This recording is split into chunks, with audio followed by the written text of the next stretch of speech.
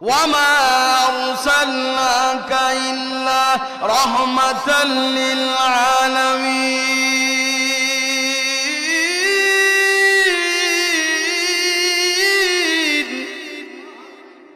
আজকে এই আয়াতের ব্যাখ্যা অল্প কিছু সময় আপনাদের দেই।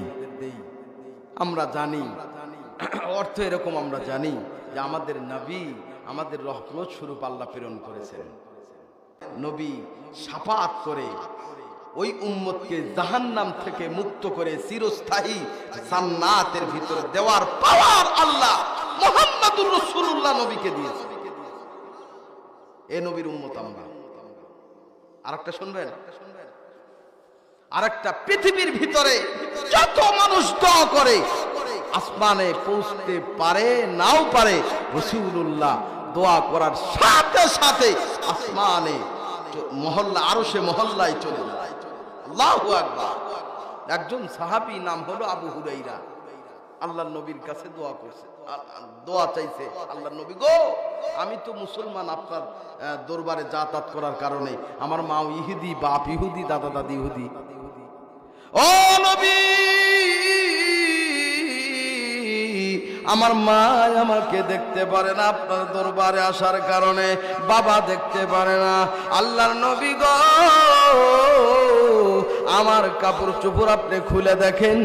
ও নবীজি, আমার মা আমাকে আঘাত করছে, আমার বাবাকে আঘাত করেছে, একটাই দোষ মাত্র, মুহাম্মদুর রাসূলুল্লাহর দরবার আমি ছাড়ি নাই, মুহাম্মদুর রাসূলুল্লাহর দরবারে আমি যাতায়াত করে আমি কালেমা পড়ে মুসলমান হয়েছি, এটাই আমার অপরাধ হয়ে গেছে। নবী গো আপনি একটা কাজ করেননি। আল্লাহর নবী ডাক দেয়া কয় হুরাইরা রে, তাহলে তোমার মায়ের নামে কি আমি বদদুয়া করে দেব? হুরাইরা ডাক দেয়া কয় না গো নবীজি না, আমার মায়ের নামে আপনি বদদুয়া করবেন না।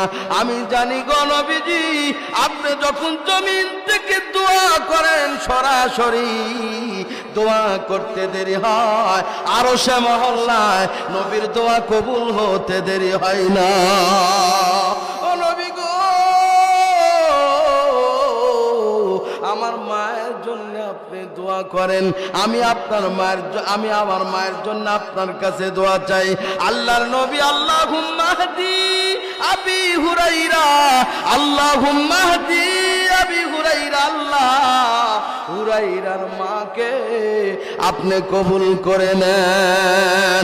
এমন নবী যখন কামলিওয়ালা নবী করতেছিলেন, হুরাইরা সেখান থেকে দৌড় দিয়া বাড়ির দিকে যায়। একজন সাহাবী ডাক দেয়া কয় রে হুরাইরা, বেদব হইয়া গেছো, তোমার কি আর কাম নাই? তুমি এমন বেদব কেন? আমরা সবাই একসাথে দোয়া করি, আর দোয়া বাদ দিয়ে তুমি বাড়ির দিকে রওনা হয়ে গেছ। হুরাইরা ডাক দেয়া কয় রে ভাই, তোমরা বুঝবা না আমি কেন দৌড় দিয়া যাই?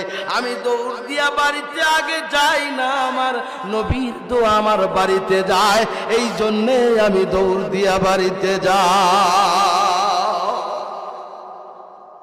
এ বাবাজি গো, কিতাবের ভিতরে আনছে রে বাবা, ওই যে হযরতে হুরাই নবী দোয়া করে, হুরাইরা দৌড় দিয়া বাড়িতে যায়। হুরাইরা ডাক দিয়া কয় আমি যখন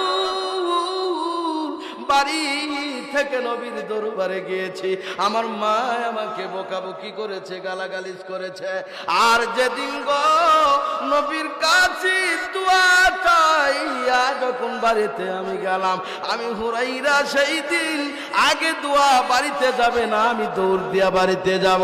আমি হুরাইরা বাড়িতে যাওয়ার আগে দেখি কামলিওয়ালা নবীর দোয়া আমার বাড়িতে চলে গেছে। অন্যদিনে মাকে আমি জীর্ণ শীর্ণ দেখতাম রে, যেই দিন নবী দোয়া করেছে দেখি আমার মা ভদ্র ভাষায় এক জায়গায় দাঁড়িয়ে আছে। আমি অনুমান করলাম ঠিক আমি বাড়িতে আসার আগে আমার মা গোসল করে পবিত্র হইয়া গিয়েছে। আমি লক্ষ্য করে দেখি আমার জনম দুঃখেরই মার মাথা তার চুলের আগা দিয়া পানি টপ টপ করে জমিনের ভিতর পড়তেছে। আর ডাক দে কইরে হুরাইরা, এত আঘাত করলাম রে বাবা, এত শাসন তোকে করলাম, কোনদিন চোখ রাঙ্গাইয়া মায়ের সামনে কথা বললি না, এই আদবকে দিছে রে হুরাইরা, আমাকে নিয়ে চল না, আখেরি নবীর হাতে কালেমা পড়ে আমি মুসলমান হতে চাই।